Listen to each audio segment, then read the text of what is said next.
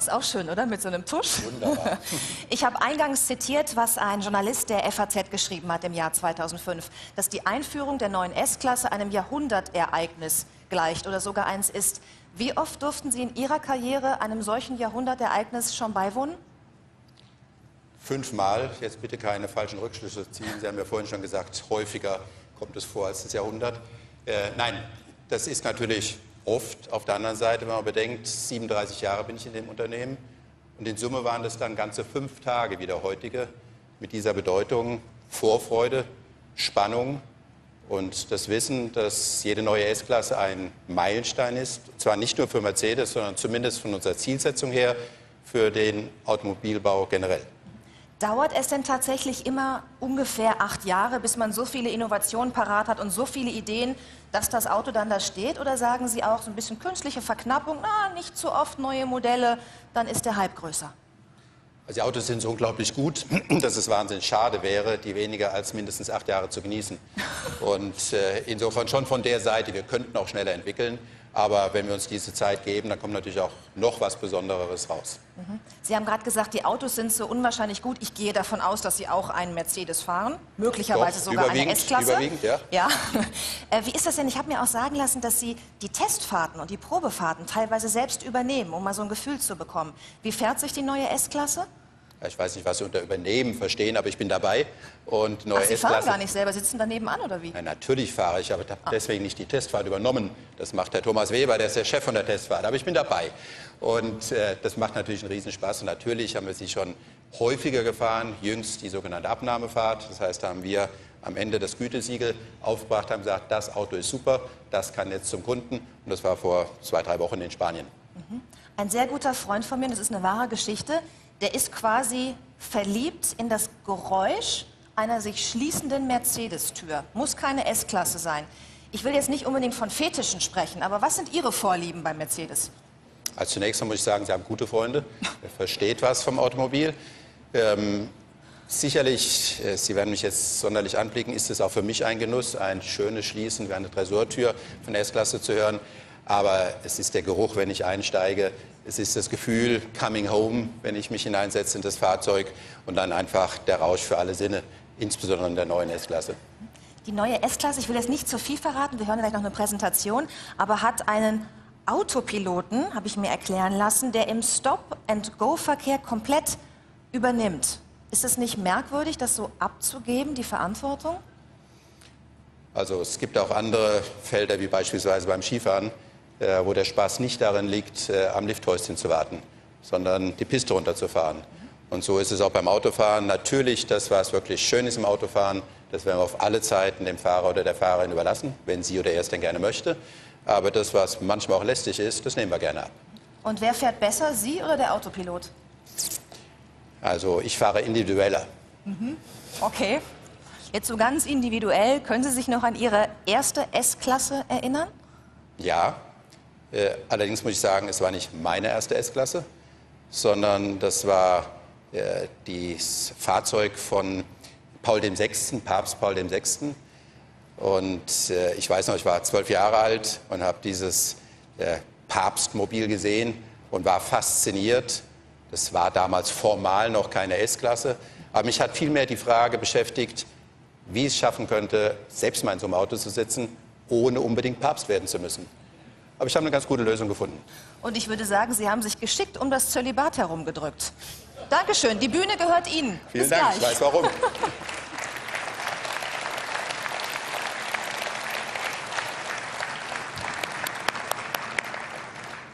Vielen Dank, Frau Rakers, und herzlich willkommen, meine Damen und Herren.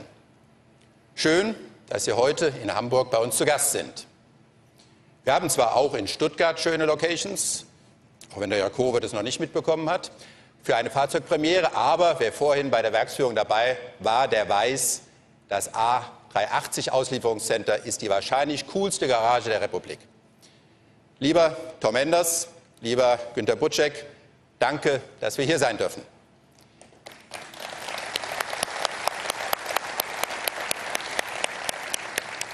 Der Home-Turf, der A380, passt perfekt zur Premiere der neuen S-Klasse.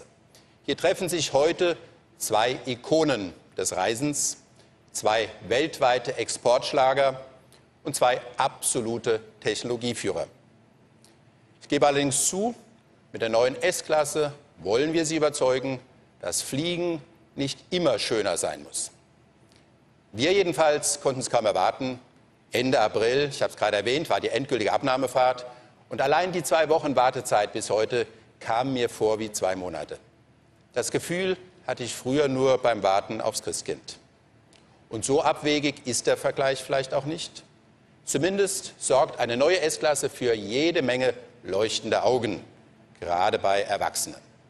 Der Unterschied ist, es gibt nichts geschenkt. Wir haben massiv in die neue S-Klasse investiert. Und das aus gutem Grund. Dieses Auto ist für Mercedes-Benz, was der Hafen für Hamburg ist, die Mona Lisa für Leonardo da Vinci und Satisfaction für die Rolling Stones. Das wichtigste Symbol für den Ruf des Ganzen.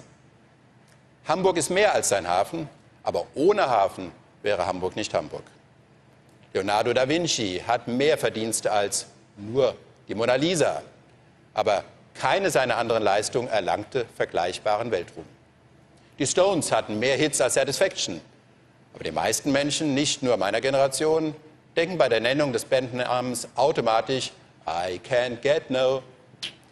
Ähnliche Bedeutung hat die S-Klasse für Mercedes, wobei ich hinzufüge, das Auto verbraucht deutlich weniger Sprit als Keith Richards zu seinen besten Zeiten. Im Ernst, meine Damen und Herren, Mercedes-Benz bietet viele hochattraktive Premiummobile. Aber mehr Mercedes als eine S-Klasse geht nicht. Und Sie können sich vorstellen, das beste Auto der Welt noch besser zu machen, ist für Top-Ingenieure der schönste Job der Branche. Es ist aber auch der anspruchsvollste, denn die Messlatte lag bereits ziemlich hoch. Nicht umsonst spricht man von der S-Klasse unter den, was auch immer, wenn man die Crème de la Crème eines bestimmten Bereichs meint. Googeln Sie mal die Wortgruppe, die S-Klasse unter den. Sie werden überrascht sein, was Sie da so alles finden. Von der S-Klasse unter den Smartphones bis zur S-Klasse unter den Fußballmannschaften. Ich lasse jetzt mal dahingestellt, ob der Hamburger SV bereits zu dieser Kategorie zählt. Obwohl man sagen muss, 2 Auswärtstore gegen den FC Bayern, das hat in dieser Saison nicht mal Barcelona geschafft. Und was die Bayern im Fußball sind, sind die Schwaben bei Automobilen. Jedenfalls gibt es nicht viele Marken, erst recht keine Baureihen, die wie die S-Klasse Eingang in unsere Umgangssprache gefunden haben. Es gibt auch nur wenige Produkte, die ihren Spitzenanspruch seit Generationen so überzeugend einlösen. Kein Wunder also, dass die S-Klasse das meistverkaufte Luxusfahrzeug der Welt ist. Allein für die letzte Baureihe haben sich über 500.000 Kundinnen und Kunden entschieden. Und auch wenn die wirtschaftliche Situation in Europa zurzeit alles andere als großartig ist, Spitzenprodukte bleiben immer begehrt. Eine Studie in Großbritannien hat kürzlich untersucht, was Lottogewinner mit ihrem Gewinn anfangen. Ergebnis: Die 3.000 Befragten haben sich insgesamt 17.000 Autos gekauft. Das macht im Schnitt fast 6 Autos pro Person. Und vermutlich waren viele S-Klasse-Limousinen dabei. Jedenfalls ist unser Spitzenmodell auch in Großbritannien die absolute Nummer 1 in ihrem Segment.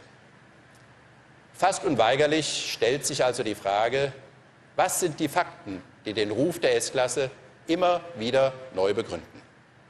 Und worauf stützen wir unsere Überzeugung, dass die neue S-Klasse die Erfolgsstory sogar noch ausbauen wird? Es gibt viele Antworten darauf. Aber eine der wichtigsten lautet absolute Spitzentechnologie. Auf 2 Bereiche davon möchte ich im Folgenden etwas näher eingehen: Komfort und Sicherheit. Dabei ist klar, auch zu diesen Themen kann ich aus Zeitgründen nur wenige Beispiele nennen. Komfort ist für uns die Wissenschaft vom Wohlgefühl. Und das ultimative Wohlgefühl auf Rädern nennt man S-Klasse. Was dieses Auto formt, wie seine Linien fließen, wie es sich fährt und wie es dank seiner völlig neuartigen Fahrwerkstechnologie sogar über unebene Wegstrecken schwebt, das alles fügt sich mit 1000 weiteren Details zu einem sinnlichen Gesamtkunstwerk. Und falls Sie den Eindruck haben, das sei jetzt ein bisschen arg viel Schwärmerei, dann sage ich Ihnen, unterschätzen Sie Ihre rechte Gehirnhälfte nicht. Dort sitzt Ihr Bedürfnis, sich nicht nur rational überzeugen, sondern auch emotional faszinieren zu lassen. Und ich versichere Ihnen, unsere neue S-Klasse kann beides. Natürlich, Komfort hat viele Facetten. Die Vorlieben unserer Kunden sind verschieden. Aber deshalb war die Anforderung an unsere neue S-Klasse auch nicht Raum oder Bedienkomfort, rollender Arbeitsplatz oder Konzertsaal, Hotspot oder Hotstone. Die neue S-Klasse bietet das alles und noch vieles mehr. Allein die Pressemitteilung zu diesem Auto bringt es auf 120 dicht beschriebene Seiten. Es ist entsprechend schwer, einzelne Innovationen hervorzuheben. Aber ein Innovationsschwerpunkt ist sicher die Verschmelzung von Komfort und Sicherheit. Wir nennen sie Mercedes-Benz Intelligent Drive. Was heißt das? Ähnlich wie menschliche Sinnesorgane kann die neue S-Klasse ihre Umwelt erkennen.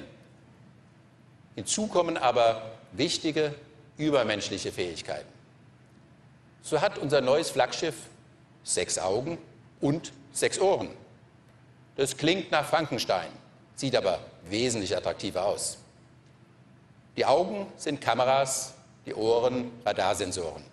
Und beides zusammen führt dazu, dass die neue S-Klasse in alle Richtungen gleichzeitig sehen und horchen kann.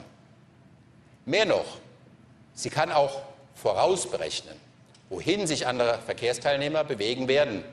Ganz gleich, ob Fußgänger, Radfahrer oder andere Autos. Damit kann sie auch schneller reagieren und notfalls früher bremsen als ein Mensch. Das sind Bruchteile von Sekunden. Aber wir alle wissen, solche Bruchteile retten Leben und nicht nur das der Menschen in der S-Klasse. Der Zugewinn an Sicherheit ist also enorm und möglich macht's die Verknüpfung der Sensordaten. Das Stichwort dazu heißt Sensor Fusion. So wie sich Menschen nicht nur auf Augen oder Ohren verlassen, so werden auch in der S-Klasse die Daten von Kamera und Radar in einem Steuergerät zusammengeführt. Das macht die neue S-Klasse zum sichersten Auto der Welt. Und es markiert zugleich den Beginn der Ära teilautonomen Fahrens. Um Missverständnissen vorzubeugen, füge ich gleich hinzu. Das bedeutet mitnichten den Ausstieg aus der echten Automobilität. Den coolen Teil des Autofahrens werden wir niemals automatisieren, egal ob Landstraße oder Nordschleife.